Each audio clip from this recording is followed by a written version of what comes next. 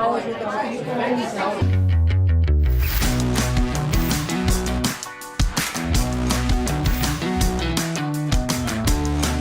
right, welcome to Quick Show. My name is Greg Matsen, and I am your host. In this episode, we have Steven Pynakker, who is an interfaith master and all things Mormon guy as an evangelical. And also, we're going to talk a little bit about his new YouTube channel, the Utah Interfaith Forum. Steven, welcome to the show.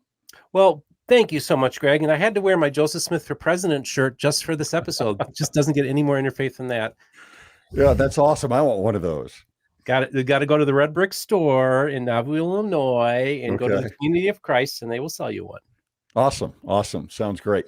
Listen, what I want to roll into here to start off is, how long have you been doing Mormon book review with your YouTube channel now? It started in the very first book review was in March of 2021, and my very first interview was in April with Rick Bennett of Gospel Tangents. And then the show evolved from being a book review show to basically being one of the top destinations for a who's who of anybody within the Mormon scholarly community, as well in Mormon culture, the influence culture, actors, movies. We do all sorts of things. It's become a full spectrum show, everything Mormon or restorationist related. So it's become, I tell people, so there's this chain called Canadian Tire in Canada, but it's their Walmart. It says Canadian Tire, but people don't go there to buy tires. They go there to buy everything else.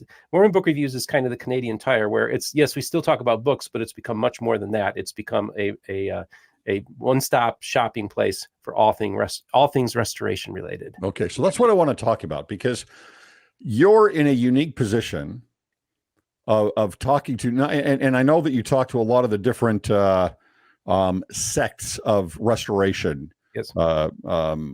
Churches, but I'm going to focus on Latter-day Saints here. Sure. And so you have that breadth of communication and content across the restoration movement, but you also have the breadth of, let's just call it, different strains of Latter-day Saint Mormonism. That is everything from maybe anti or critical all the way over to very faith-based, right? Correct. How do you possibly do that? How can you do that in a position? Because what I've learned in running a YouTube channel is that you tend to find, and I fight this, but you tend to find silos. Yes. Where you're going to put out content, you get the positive feedback, and you try to avoid the negative feedback. And so I see a lot of people, they go directly at a specific audience and then they keep going that direction, right? And we see that in the media, in politics. It's just very easy to do that. You target a certain audience. You've targeted more than one audience in doing this. How do you keep that going? Dr. Randy Mell, my good friend, said that my channel is the Switzerland of Mormonism. And I think it really has become that in last February, when I was on one of my trips to Utah this year, within the course of a few days, I was taping an interview with John Dehlin of Mormon Stories for my channel. And a few days later, I'm in the studios of the More Good Foundation taping for Saints Unscripted, one of the leading LDS channels for Mormon or LDS youth, right? And the church knows that I'm doing this. The church they knew at the More Good Foundation that I'm very good friends with John Dehlin. But I think what's happened is that I've established this level of credibility throughout the community that I truly am a safe space for all different voices. And I think that's really important, because I've earned the trust of John Dehlin and Radio Free Mormon and Sandra Tanner and my friends over at Saints Unscripted with Jeff McCullough, with you, with Jacob Hansen, with Rebecca Biblioteca, with Maven, you name it. Anybody who's the who's who within this space, whether they're anti, they're pro, or they're evangelical, they're all friends with me. And they all know that I'm treated fairly. Now, I do get some people attack me, but for the most part, it's 98, 99% positive. And the question is, how in the world do I do this? And that's a very good question. And part of me thinks, like, why hasn't other people done this? Because I'm trying to model what civil behavior looks like, about having civil conversations with those you disagree with. And I think that this is what the channel is trying to do, is being able to establish that you can actually talk to somebody that you fundamentally disagree with, but recognize the fact that they are fellow image bearers. So that was what God told me. He says, just remember that person that you disagree with is a fellow image bearer and treat them accordingly. They're created, they are a child of God just like you are. So you treat them with respect and with dignity, recognizing that we're brothers and sisters in the human community, right? And we're all image bearers. So that's the first step. You don't demonize your opponent. You listen to them. And the Bible tells us to love your enemies and to turn the other cheek. So I think you're also following Christ's way of doing this as well. And he went and talked to the people that you weren't supposed to talk to. He was hanging out with the prostitutes. He was hanging out with the tax collectors. He was speaking to the woman at the well. And we've had that conversation before. And he's modeling that behavior too, that we as Christians are supposed to follow. So I'm really literally just trying to follow. And then I'm going to following Paul, and I'm engaging the marketplace of ideas. You know, I mean, the models are there. It's right in our scriptures, how you engage people from the other, if you will, from the other side, and treat them with dignity and respect. So I'm just implementing what I would consider biblical principles into what I'm trying to do with what's become kind of a ministry of trying to be civil. And that's what's so fascinating to me. And of course, one of the reasons we had me on was to talk about my Utah Interfaith Forum. And I want to give you the story about the Utah Interfaith Forum before we talk about the YouTube channel. I want to talk about the Facebook group. So earlier this summer, there's this gentleman who made me an admin for this group. It's called Utah Interfaith Forum. He wished to remain anonymous, but I know he's a faithful Latter-day Saint based in Utah. And he's like, I'd like you to be part of this group. I'm like, okay, that's fine. But I said, look, I'm involved in other stuff. I really don't have time to deal with a group, a private Facebook group. But over the course of a few months, it grew to 1,000 members. And then on Labor Day, he goes to me and says, Steve, I'm handing you this group. I said, what do you mean? He said, well, I built the Utah Interfaith Forum basing it on the principles that you've been teaching us on your channel. You've been modeling the behavior of what interfaith should look like. I never even considered what I was doing interfaith, but at that moment I was like, oh yeah, I've been doing interfaith all along. So he hands me this group, and then the natural extension to me was, well, if we're going to have a 1,000-member group that's having these wonderful conversations with Muslims and Jews and Christians and Hindus and ethical atheists and Latter-day Saints, and then talk all the different Latter-day Saint groups and restoration groups all talking to each other in this forum, I thought, this is a beautiful thing that's happening. And of course, me being a YouTuber primarily, I thought, well, I want to take that and make it a YouTube channel in which we can have interfaith conversations where I would interview people from other faiths and again, I'm not making this like another MBR. I really want to make this just like a side project that I think is important and have conversations. And because it's Utah Interfaith Forum, it's going to, obviously, the dominant religion in Utah is the Church of Jesus Christ of Latter-day Saints. So it's all within that context of a Utah-centered interfaith conversation. And I just think it's a beautiful thing. And so I decided to start this YouTube channel called Utah Interfaith Channel, and I actually reached out to you saying, hey, Greg, I'd like to talk to you about this, about other things as well. But it's just it's just a small little project but I really do feel God wants me to do it. And this Latter-day Saint felt led of the Holy Ghost to set up this group to give to me. So I believe that God is in the matter, and I'm just following his lead. Okay, so let's step back on that a second. So two things on that. Number one, you say that you think God is involved with this. Number two, I would say that I would go back to why are you doing this? Right. So those two things. And I think that they go together. Number one, in most cases, if you're an evangelical and I'm a Latter-day Saint, we kind of stay in our own groups. Right. Right. It's much easier. You're more comfortable. You're in with the club.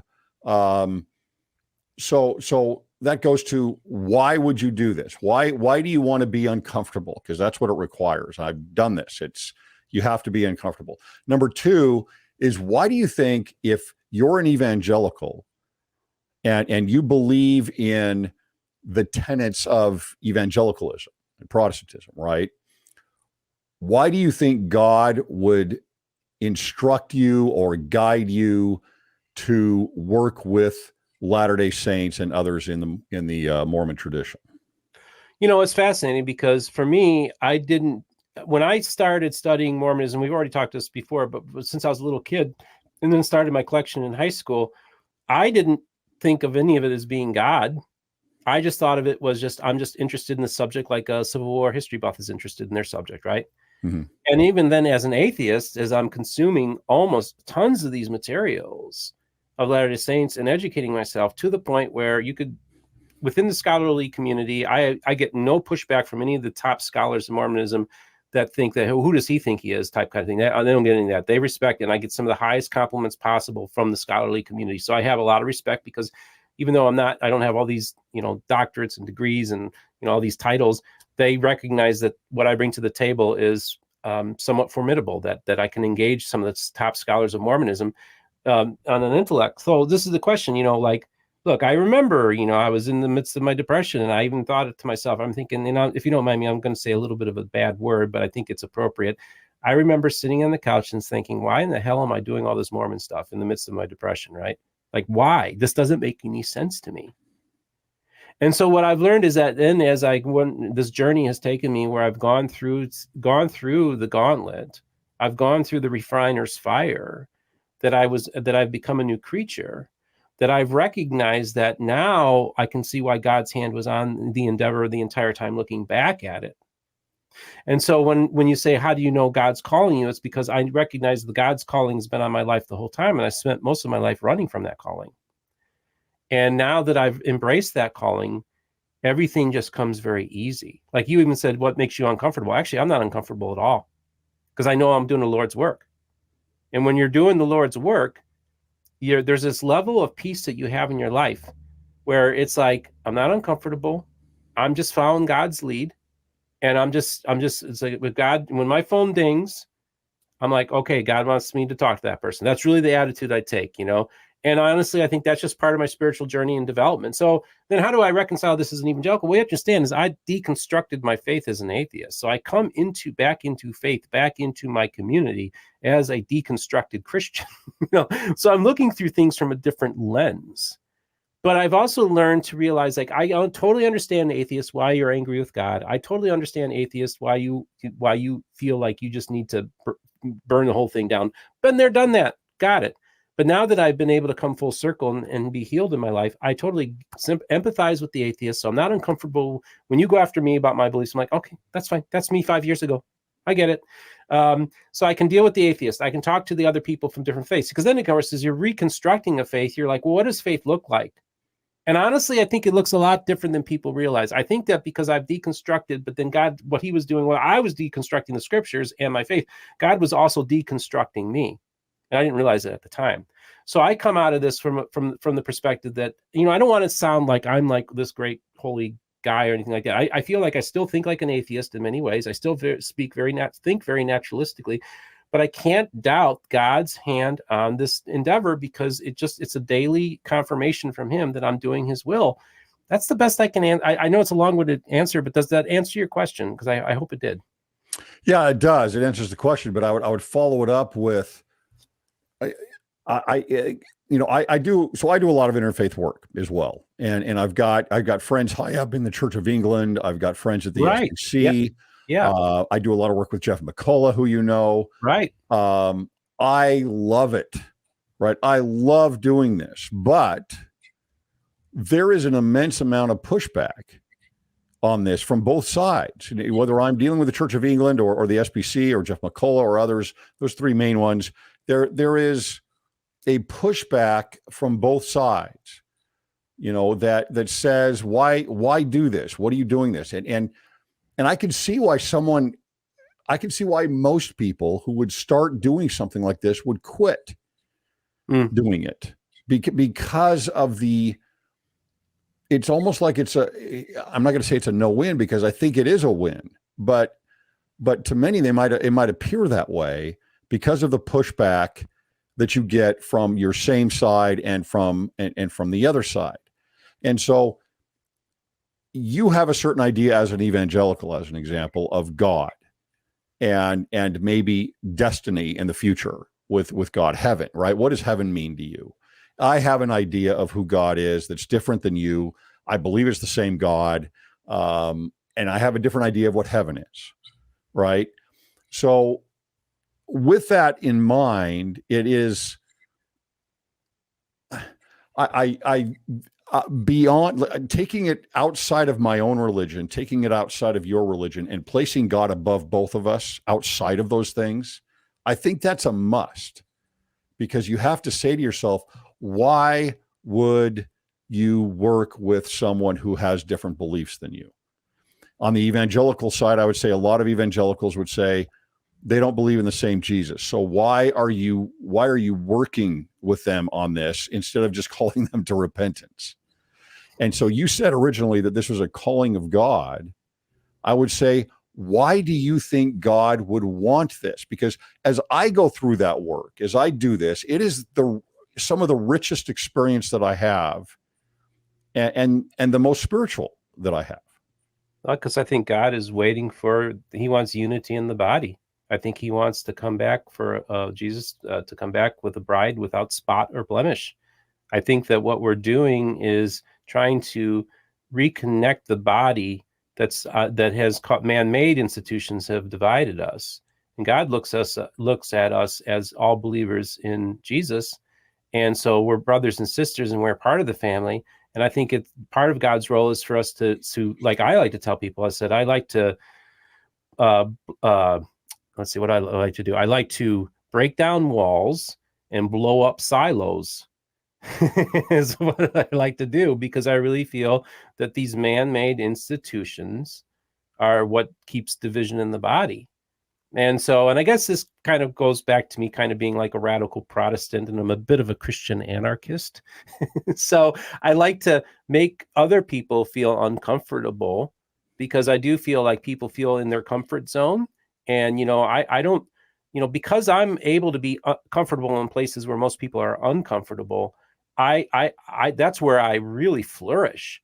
Because it's like, man, if you could see what I see, if you could have the conversations that I have, if you can be blessed by Latter-day Saints like I'm blessed, you'll see a whole other side. I tell people, I talked to David Boyce of 52 Churches in 52 Weeks about this, and Kyle Bashirs. We had the same conversation.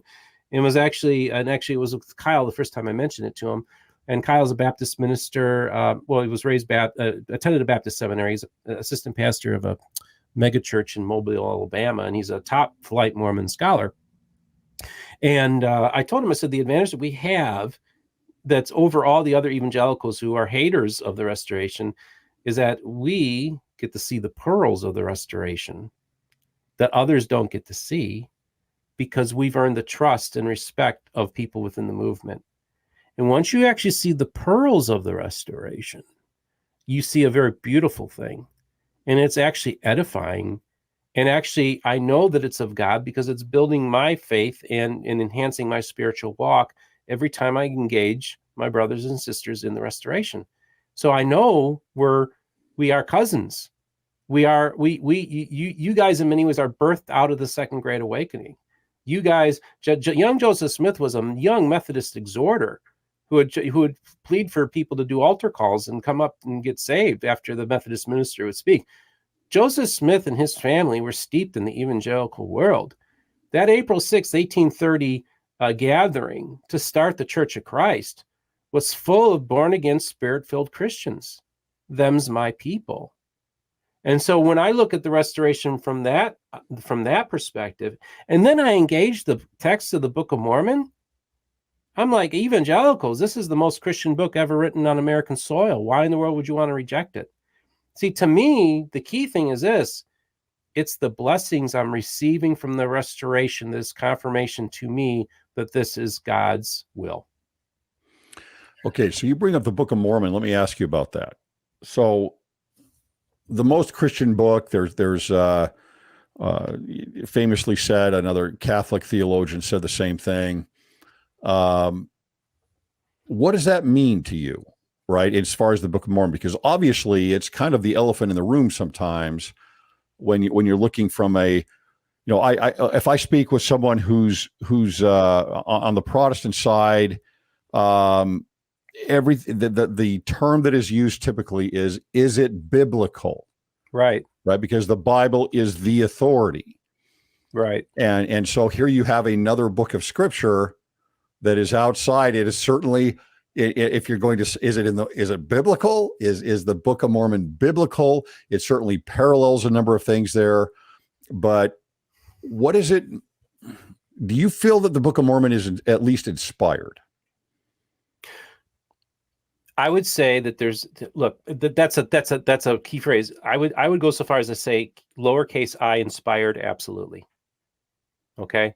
I do think there's look, the other day I'm talking with David Hawking, who's the editor of the annotated Book of Mormon. Okay. And we're doing this Zoom call, and he pulls up the Psalm of Nephi.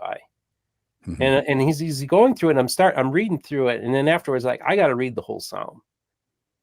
So I'm reading the Psalm of Nephi, and I'm thinking, man, could a semi-illiterate farm boy really have written this? Could have crafted this? So to me, it's like it gives me pause. There's a beauty and elegance in the Book of Mormon that I wish I tell outsiders. I said, separate Joseph Smith from the Book of Mormon, separate the Church of Jesus Christ of Latter-day Saints from the Book of Mormon. Just engage the text, and you tell me what you see. Now, I talk to Christians, and they're always, but this is the thing: none of them have actually read the Book of Mormon. It's like there was what was his name? I think it was the Catholic writer in the 1950s who wrote that, the Book of Mormon is the one book that you can have an opinion of without ever reading it, right? Mm-hmm. So it's like they attack a book that they've never read. And I think that is a insult, because no Christian would tolerate somebody attacking the Bible and the person never read it. They'd be like, well, you're not being fair. I remember this guy, I'm at a Christian bookstore, and he keeps on telling me why he rejects the Book of Mormon. I said, well, can you tell me specifically? I asked him 3 separate times, can you tell me specifically what's in the Book of Mormon that bothers you as a Christian? He couldn't answer the question. Why? Because he didn't read the book. Well, that's bearing false witness, because you're lying, because you're saying you reject the Book of Mormon, but you never read it. So to me, that's not Christian. Look, this is the Book of Mormon makes some audacious. It's an audacious thing. It shouldn't exist in one sense. The story is just bonkers when you think about it, right? But it does exist. Whether you want to take a naturalistic explanation, that's fine. I did a 3-hour thing of a naturalistic explanation of the Book of Mormon on Mormon stories. I've done that already, right? But I still have to look at it as a believer. I can't just dismiss the Book of Mormon because and actually I don't dismiss it. I use the Book of Mormon to, one, make evangelicals feel uncomfortable, and I use the Book of Mormon to make Latter-day Saints feel uncomfortable. Because I'll be like, when I hear people talking about 1844 doctrines, Nauvoo era doctrines, and I'm like, I'll be like, well, God has a body, and he was once a man, and King followed discourse. I argue that I say, well, I got 2 witnesses. I got the Book of Mormon, and I got the Bible, and both of them attest that God is a spirit. And it seems they're 2 witnesses that seem to contradict the King followed discourse. In my mind, that's the approach that I take. So because I think that the Book of Mormon is a thoroughly biblical document in that sense, that it's having a conversation with our Bible. The Book of Mormon is having a conversation with it. And I'm actually having that conversation with it too. And so to me, it's like, I think that to me is the better thing. So I go to evangelicals and say, listen, if you really want to have conversations with Mormons, use the Book of Mormon, because it's full of evangelical Protestant Pentecostal doctrine and beliefs. And it could be your best friend to engage civilly in the conversation. I want to have a different conversation than we've been having for 200 years. We're on the verge of 200 anniversaries for a bunch of things. We just had the 200, Moroni Day, 200th anniversary of the coming forth of the Book of Mormon. We're over the course of the next 7 years are important touchstones within the restoration, important dates. And I feel, again, God placed me at this time and place at the 200th anniversary of us persecuting each other. Both sides have kind of been, going at it. And the time is for us to do what the anti-Nephi Lehis did, is we bury our weapons and we start having conversations with each other. And just remember, the Book of Mormon gives us a 200-year proto-millennium where there are no matter of ites. I want us to eliminate all the ites between those in the restoration as well as between the evangelical world and the restoration. I love that approach. I don't know if I was speaking to you about this or not, but I was at an interfaith event in Utah, and there was a Protestant preacher, a pastor, who was speaking right before me, and he got up and, knowing that there is an interfaith group that is listening, right? Mostly evangelicals and Latter-day Saints, and I would say mostly Latter-day Saints. He gets up there and he says, I want to read something out of the Book of Mormon. And he reads out of the Book of Mormon. And now I'm trying to remember what it was. I remember it was Mosiah. I think it was maybe about the beggars, but I can't remember. And he says, look, I don't preach out of the Book of Mormon because we don't do that, but I agree with this. And I just thought, good for you. Yeah. It's not that I'm not saying good for you because, hey, it's my book. I'm just saying good for you because you're speaking to those who are listening, right? You're putting an olive branch out there without giving up your own principles, right? Without giving up your belief system. You're putting an olive branch out there. And I think that that's an important thing to do. And I think you do that a lot. I think you do that really well. Well, I think one of the most important things that ever happened to my channel, I don't know how much of the Israel stuff you're seeing that I'm covering, but literally the morning of the war breaks out, I'm on a Jerusalem-based channel on YouTube. Well, he was in Jerusalem at the time. He's actually an American citizen, but he was in Jerusalem at the time. Nehemiah Gordon of Nehemiah's Wall, one of the top Hebrew scholars in the world. Next thing you know, I'm thrust in this whole Jewish world, and I'm talking to rabbis in Jerusalem. I'm talking to other Christian organizations. And then, of course, you had Jason Olson come on to talk on your show, who's one of the leading scholars of Zionism. And I literally have this forum where I have an Orthodox Jew. It comes from an ultra-Orthodox background. Let's put it that way. We had a Arab Latter-day Saint. We had Jason Olson, who is a Jewish convert to the Church of Jesus Christ of Latter-day Saints. And we had Dr. Nehemiah Gordon on my program. Dr. Nehemiah Gordon, as we're having this conversation about this great tragedy in the Middle East, starts quoting from the Book of Mormon, okay? And talks about the Gadianton robbers and parallels them with Hamas, and actually shows that the Gadianton robbers were actually more ethical than Hamas was in many ways. And just real quick, I don't want to stop you from saying what you're saying, but there is no question that as you read the Book of Mormon and you start reading about terrorism, you start to understand it a lot better. You start to think, oh, this has been going on a long time. Well, and to me, that was the most important thing, is that there's only one place in the world that's going to have the Hebrew scholar in the world quoting from the Book of Mormon. It's going to be on Mormon Book Reviews. And actually, we're toying with the idea of him and I reading through the Book of Mormon on my show and have different scholars come on and talk about the Book of Mormon. That could possibly be something we might do, maybe to tie it in with Come Follow Me with the Book of Mormon next year. And again, this is a heck of a lot more productive than what's been going on between our camps. And to me, it's like, let's engage the text. Let's read the Book of Mormon together. Whether you're an atheist, a skeptic, a evangelical, a Latter-day Saint, let's glean from it. Why? Because it exists. It's an important history of American literary history. Whether you like the Bible or not, it's still the most important book ever read. And in many ways, the Book of Mormon is the most important book ever written on American soil. Let's look at it that way and see what we can glean from it and learn from it. I think there's a lot of beauty in the Book of Mormon that isn't appreciated because of the of its origin story, which that's just not fair. It's not fair. Yeah. Great. All right, let's get into the Utah Interfaith Forum here. You talked a little bit about it, why you're starting it. What is its objective? What are you trying to accomplish with this?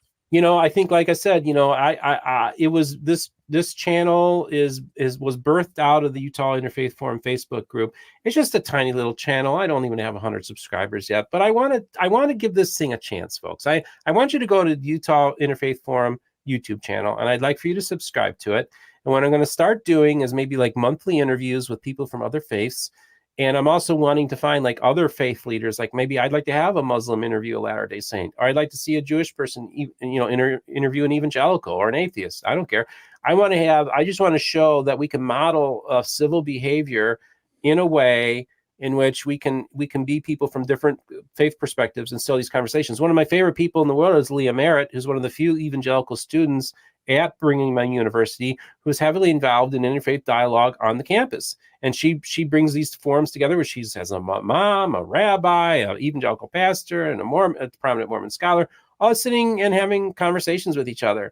And again, I love what Leah's doing. Again, it's another evangelical doing a really good work, like Jeff McCullough and myself and David Boyce and all these other people that are coming out of the woodwork now and really truly trying to have a different type of conversation. So the Utah Interfaith Forum basically is doing what my channel's been doing all along. Like the Faithful Latter-day Saint said, I just built this group, and now what is the channel under the principles that you operate under, which is to be civil, listen to other people, don't try to get into arguments. And again, the Utah Interfaith Forum is not for people to go in and say, my God can beat up your God. That's not the point. And you'll be kicked out of the group if you do that. What we want to say is, what do you bring to the table? More importantly, what does your faith tradition bring to the table, right? That's the conversation. Tell us the good that your rituals do for you, what your faith does to you. Bring the good to the table, okay? If you're an atheist with an ethos, tell us why, like your ethical worldview system. If you have an ethical system that's helped you, bring that to the table, right? I want to have positive, productive conversations, and I want people talking about the positive things, and at the same time, not do kumbaya and say, oh, we all get along, we all worship the same God. I don't want to do that either. I just want to say, hey, I'm going to go visit a Sikh temple in Tampa, and I'm going to go there. And I love the Sikhs because they open their temples out to the homeless and feed them, and they feed people. No questions asked. They even let them sleep in their temples. And it's like, man, that sounds a lot like Jesus to me. So even though they're Sikhs, they're doing the Lord's work in that way because they're feeding the poor. So I think I want to honor aspects that I would recognize as Christ-like attributes, even within Eastern communities as well. That to me is what you do. And then I have the conversations with the Sikh while we're breaking bread and just say, this is Jesus. This is what he means to me. And it inspires me. And there's the channel right there, the Utah Interfaith Forum. Because it only got 50 something subscribers, and maybe it won't get 1,000. I don't care. I just want to have these. Look, I know why it's not that big. I just subscribed live. There you go. Thank you. I know why it's not big, because like we said, interfaith is hard. Mm-hmm. It's not easy. You know that. I know that. And so I want to acknowledge that it is not easy. That's why it's not growing leaps and bounds. That's fine. And plus, I haven't had the time to really, because of the stuff in Israel happening and because of all the other work. And, literally, I'm working like 5 or 6 different projects right now.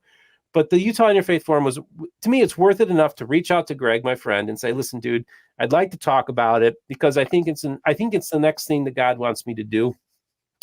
And again, I literally wasn't planning on doing this group, but I just feel like God wants me to do more interfaith stuff. So I'm going to do that. So now I have a secondary forum in which I can now, have conversations that aren't necessarily directly related to what I'm doing on my main channel. And it just gives me some freedom, a different avenue to express myself and also let others express themselves as well. Awesome. Well, for those of you that are listening, go over to YouTube and subscribe to the Utah Interfaith Forum. It's found at youtube.com / Utah Interfaith. I have subscribed. Looking forward to those interviews that you put on there, and appreciate your friendship, Stephen, and all that you're doing. Really do. Thank you. No, I really do appreciate you. And I get a lot of pushback from people every time I have you on my channel.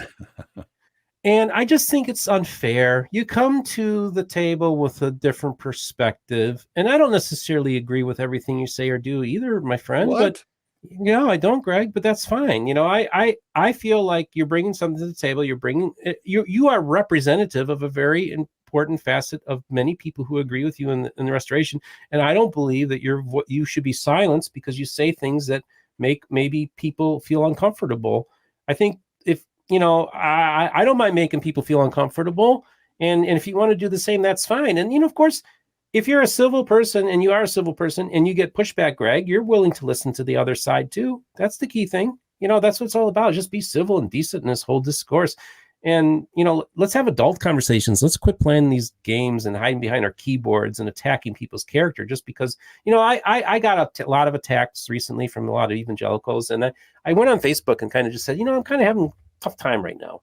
And a person messaged me back and said, we often forget when we see you, social influencers, media influencers like you, we don't think of you as being human beings.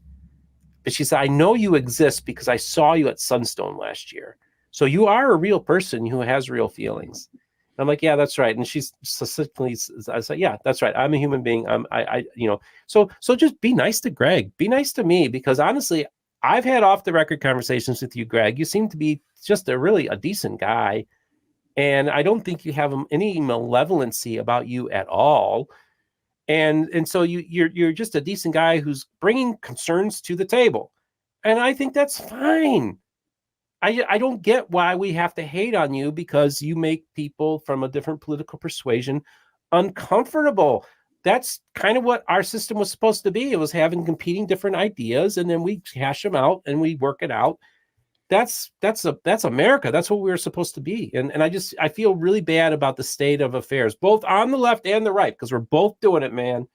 We need to get centered again, man, and find because we've gone, our nation is falling apart. It's becoming untethered, and people are just going into these different camps. I think it's ugly. That's why I think I'm doing what I'm doing, because I'm showing that we can apply these principles, one, to Israel and the Middle East, into interreligious dialogue. I believe we can take these same principles and apply it in the political realm as well. So that to me is really why I think God's hand's on this. Steven, really appreciate it. Appreciate your words, your support, and we're going to get you back on soon. Yeah, we had so many other things to talk about. By the way, I want to let you know I do want to have you back on too, because we've discussed this in the past. I want to have a conversation where can ex-Mormons and Latter-day Saints get along? Yeah, I think that's going to be a fabulous panel discussion. Let's do it. All right, Steven, thanks so much. Thank you.